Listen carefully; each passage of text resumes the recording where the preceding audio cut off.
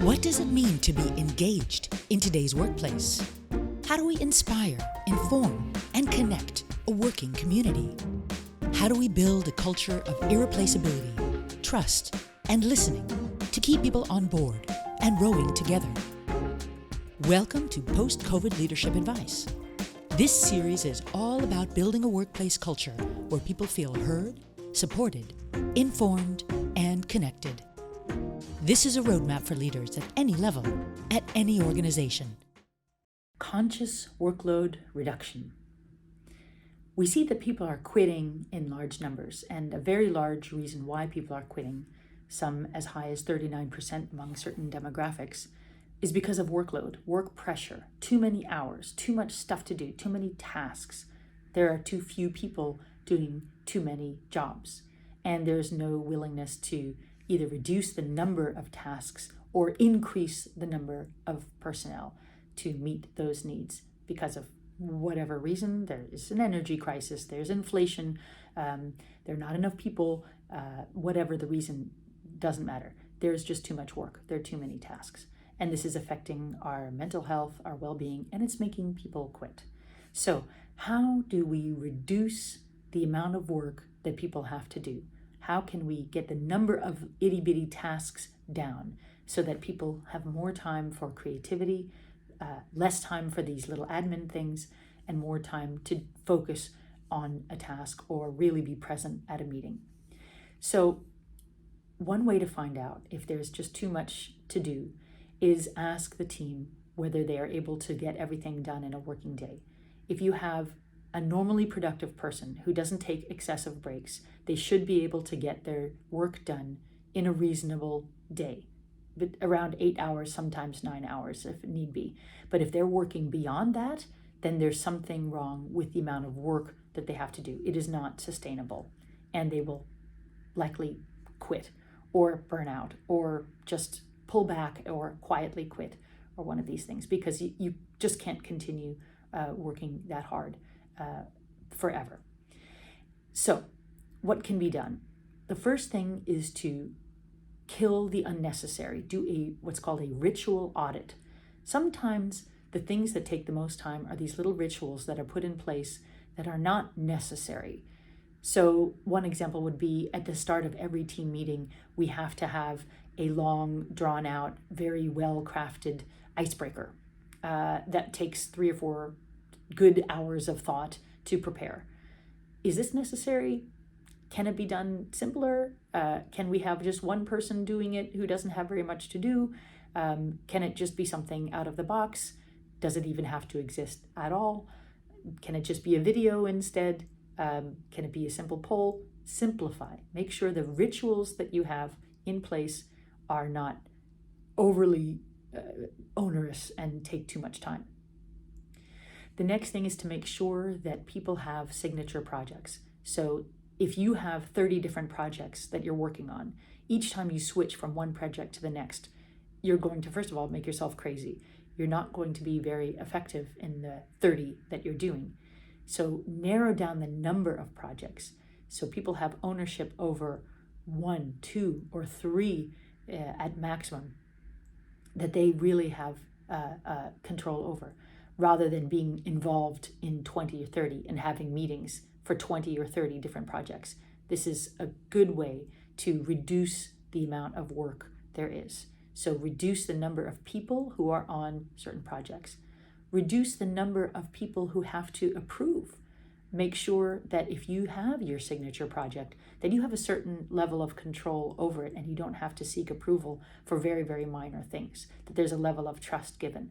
Because every time that approval needs to be sought out for small decisions, this increases the number of emails back and forth, the number of meetings that have to be set up and attended, and it increases everybody's workload. The next thing is a 4-day work week. This is a fairly radical move where you give 1 day a week to simply decompress, focus on passion projects, focus on those things that you love to do, whether it's in the office or outside of the office, a day where you can just unwind, this is a fairly radical move, and not every company is ready to do this, but this is what a lot of, I would say, thought leader companies are trying out to see if this will impact workload and impact productivity, whether it actually makes a difference. It's still fairly experimental, and we don't yet know the results yet, but it is a way to combat the amount of work pressure that there is during the rest of the week. One good way to decrease these kinds of extraneous tasks is to gamify saying no. So if you have a team and each person has to identify one task that is not necessary, they get a prize. And everybody who does this, let's say on a weekly basis, comes up with one small thing that can be dropped, whether it is this certain meeting that nobody likes to attend anyway about facilities management that it doesn't affect that many people, then they get a prize if people agree with that. So find a way to gamify the dropping of unnecessary burdensome projects or unnecessary admin, such as, hey, we've all agreed that from now on we shouldn't have to register this person's, let's say, 360 assessment with 15 different people. I think just 3 is enough. Do we agree? Yes, we agree. Great, you get a prize. So if you make it gamified, it's certainly a lot more fun. Gives people an incentive to audit their own tasks and see what can be dropped and what is unnecessary. The other thing is audit the number of meetings. Does everybody have to be part of every single meeting? And do you have to have regularly scheduled meetings every single week on a certain project to just check in with each other?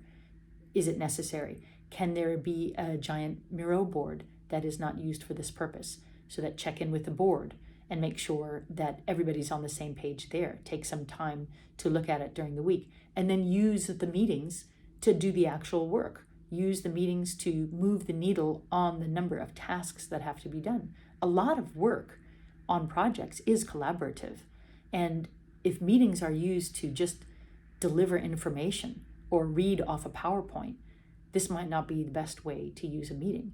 Meetings are wonderful ways to actually do the work that is needed, have an open page that people collaborate on and perfect together, and then it's done. And not only does this mean that that's one less task that has to be done in the off time, but it's an actual meeting that doesn't have to be used for the delivery of information that you can simply read yourself. And finally, listen for weak signs. No is no. As a team lead, it's very hard to hear these weak signals from a team member. It's very, very hard for a team member to say no if there's too much to do, but active listening to make sure and asking, do you have time to do this? Is there too much on your plate? Are you running behind on your other things? What can I do to help? Which of your tasks is getting you down? Where are you blocking? Sometimes these questions really need to be asked directly, because people will often not volunteer. Hey, I have a bit too much to do right now. I'm falling behind. I can't manage. It's not really okay in a lot of cultures to say that to a manager. So the manager has to be very attentive. Is it too much work that I'm asking for? And are these deadlines possible? At the same time, a team member does have to ask, if they get 3 new tasks, then the first question in return should be, okay, which of these other 3 things that I need to do today can be shelved or pushed back if these new things are more important? And very oftentimes that's just not asked. We just put our heads down and we do it, which leads to an increase in workload for everybody, by the way, not just that one team member, but for all the people who are helping with this project. So it is a push-pull, but the team lead does have the responsibility to listen very carefully. So, conscious workload reduction. Thank you for being a part of this episode. Subscribe, follow, so you never have to miss another one. These ideas are based on the Comic Books for Executive series. Go to postcovidhandbook.com